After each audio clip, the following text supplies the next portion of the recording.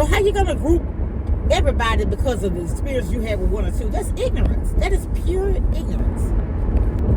Everybody is God people. You know, whether you want to believe it or not, we're all descendants of Adam and Eve. So how do you think you got here? Somewhere along the line, we're in the same bloodline. Don't you agree? Have to be.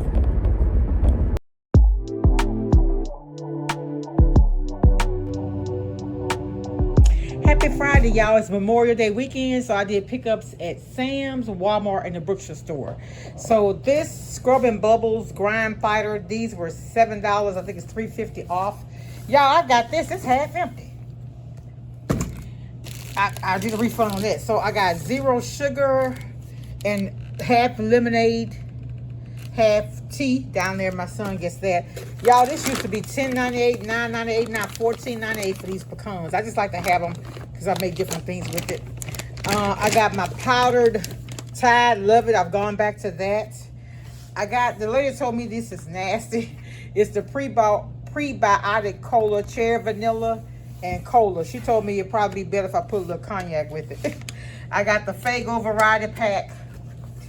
It's getting ready to be hot, y'all, so I'm getting prepared. We don't drink very many sodas, but, you know, just to have them if you have the urge for one. I got Fabuloso. This is 2 times concentrated.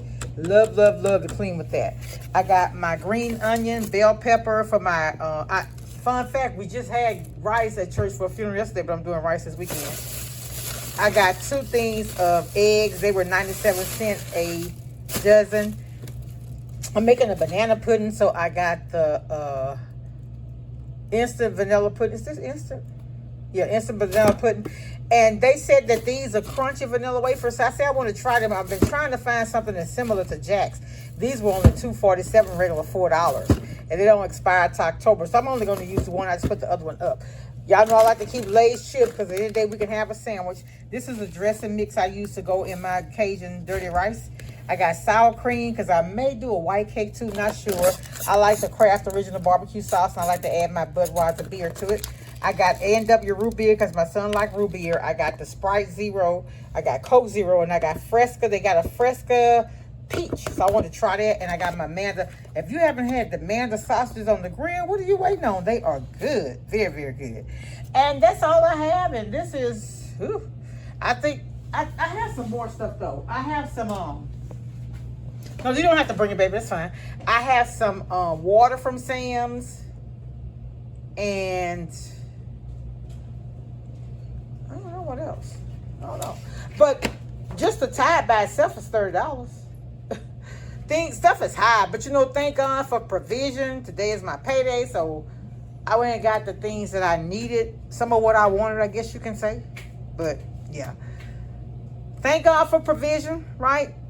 And we work. So we won't have to beg anybody for anything, right? All right, y'all have a blessed day. I'll talk to y'all later. Much love. Bye. Happy Saturday, y'all. Happy Saturday. I'm headed to the nail shop. I know y'all see these toe-up nails. Look at them. They look horrible. Can y'all see them? What I like about this nail shop, though, even though they've grown out, the tips, the bottom part messed up, and then I got a lot of, I need a refill, they still haven't broken. You know what I mean? So, but it's time. It's time. I need to get my eyebrows arched. I got on my autism shirt, and then I got these Crocs that my daughter bought me. It kind of go with the rainbow theme for autism. So that's what I'm wearing today. I know it's not autism month, but autism is every day in my house because my son has it. But, put my shoe back on. Hold on. How's everybody doing? It's wet here, but I think we're supposed to have rain all weekend. So I took my brother out yesterday because I used to take him out on Saturday, but I knew it was going to be raining, so I wanted to go ahead and get that over with. So yeah, not much. I ain't gonna be on here long. I just wanted to holler at y'all, and it's just a lot of stuff I've been reading about in the news and watching YouTube videos. It's just a lot of stuff going on in the world. Like the lady, the Karen Reed, remember the story? I think she was in a boyfriend, an ex-boyfriend or something, and he was a cop, and several of the cops that he worked with have not been fired from the job based on some of the evidence that came out of them doing, making racial statements and just a whole bunch of stuff. One of them said, oh man, that's just a bunch of ends. Take your time. I was like, everybody is God people. You know, whether you want to believe it or not, we're all descendants of Adam and Eve. So how do you think you got here? Somewhere along the line, we're in the same bloodline. Don't you agree? Have to be. Right? So that hate and stuff, that's just ridiculous. I don't understand it. I don't hate anybody. Even people who have possibly wronged me, I don't hate them. Because God didn't make me as a person of hate or a person that want to retaliate and, you know, throw stones for stones and all that. Nah, I just don't operate like that. Never have. Now, it may be people that I just don't deal with because of things that have happened, but I don't hate them. Right? Yeah. But anyway, I saw that. I was like, well, darn. And you know, the thing is, it's so sad for people to be in positions of authority, public service, and things, and they have that kind of hatred in their heart. That's kind of scary. A person's life is in your hand, and that's how you feel about them. And you know, you can't base one or two or all on one or two. Maybe you met someone that was low down and evil and dirty, and maybe they may have been a different race and nationality than you. But it would be very ignorant of you to assume that everybody that looked like that person act just like them. Act just like them. You could have two children in the same house and they have totally different attitudes. Totally different demeanors, characters, and everything. So how you going to group everybody because of the experience you had with one or two? That's ignorance. That is pure ignorance. And my sister and I were talking. My sister lives in Virginia, and we were talking about, you know, I went to HBCU. I went to Grambling, but I finished at LSU. And we were talking about, you know, she was saying how, you know, they were doing, and they were having a discussion in class about, you know, it's unrealistic. Well, it's not unrealistic, but it's not, well, I guess it could be not unrealistic. That's not the word I want to use. But the thing is, when you go out in the world, you're going to have to mix with all types of races and nationalities. But then you're being educated only with a few, with the, you know, one or two. But, you know, I went to a predominantly black school. But like I said, a lot of my personality comes from the way I was raised. And most people are like that. You know, I work with people who told me, this lady told me one time, she said, my dad was so racist. He hated black people. And so she appeared to get along with everybody. You know, she made her decision based on what she experienced. And, you know, it's kind of sad if you think about it. You're raising your children to hate somebody because of the way they look. But God made us all.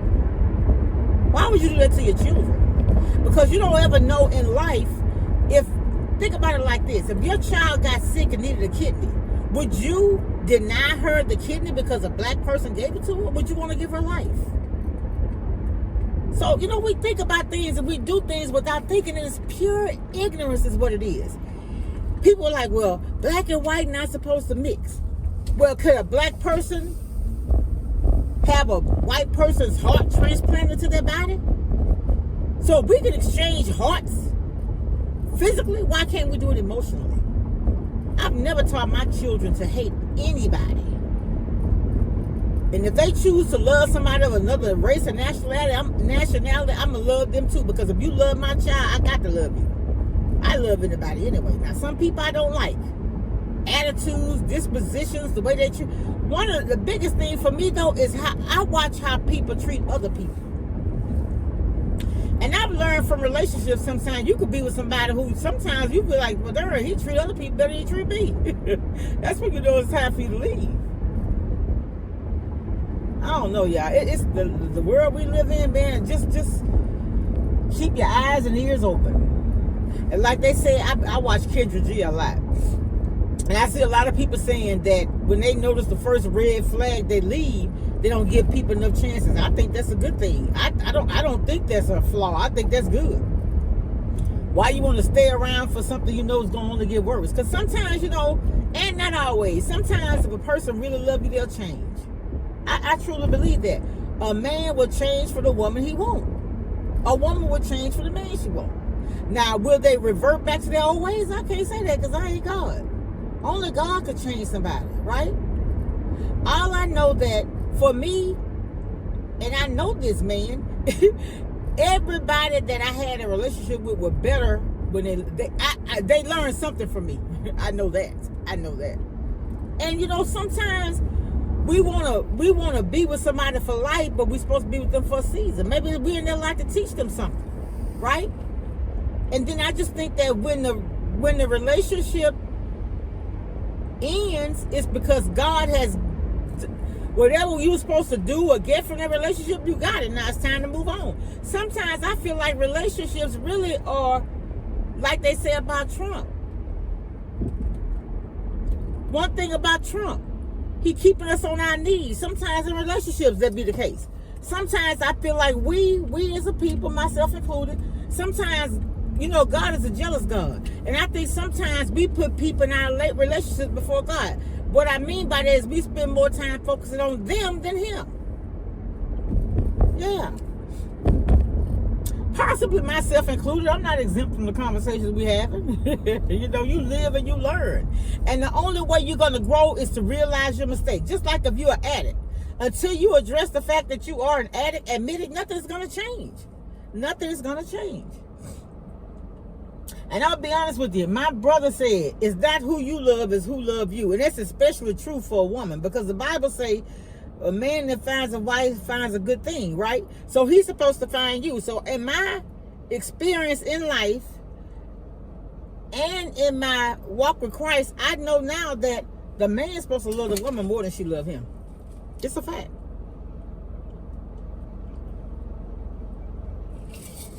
It's a fact. Yep. Tried and true. A man could have, or could have had, a whole lot of women. I ain't gonna give it an amount, you put it whatever amount you think. But the woman he really loves, he gonna do everything he can to protect her, provide for her, make her life easy. I'm telling you.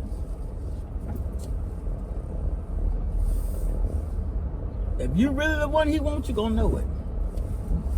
By the way he treats you, the way he treats your children, the time he spend with you. Yeah. All right, y'all, let me get here and I'll talk to y'all later. Let me get started. Talk to y'all later. Bye.